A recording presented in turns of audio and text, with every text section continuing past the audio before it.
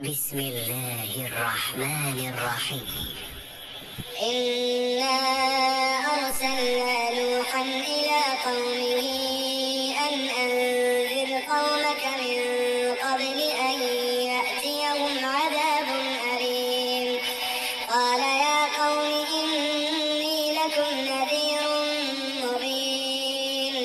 أن اعبدوا الله واتقوه وأطيعون يغفر لكم من ذنوبكم ويؤخركم إلى أجل مسمى إن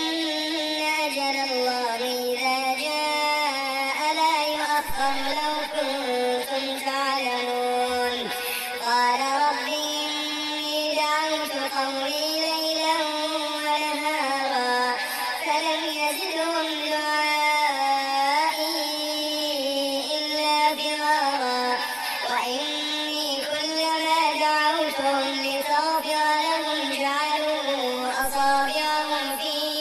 آذانهم واستغشوا ثيابهم وأصروا واستكبروا استكبارا ثم إني دعوتهم جهارا ثم إني أعلنت لهم وأسررت لهم إسرارا فقلت استغفروا ربكم إنه كان غفارا فقلت استغفروا ربكم إنه كان غفارا يرسل السماء عليكم مدرارا ويمددكم بأموال وبنين ويجعل لكم جنات ويجعل لكم أنهارا ما لكم لا ترجون لله وقارا وقد خلقكم أطوارا ألم تروا كيف خلق الله سبع سماوات طباقا وجعل القمر فيهن نورا وجعل الشمس سراجا والله أنبتكم من الأرض نباتا ثم يعيدكم فيها ويخرجكم إخراجا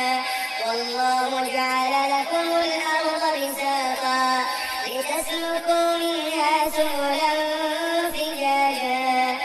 قال نوح رب إنهم عصوني واتبعوا من لم يزده ماله وولده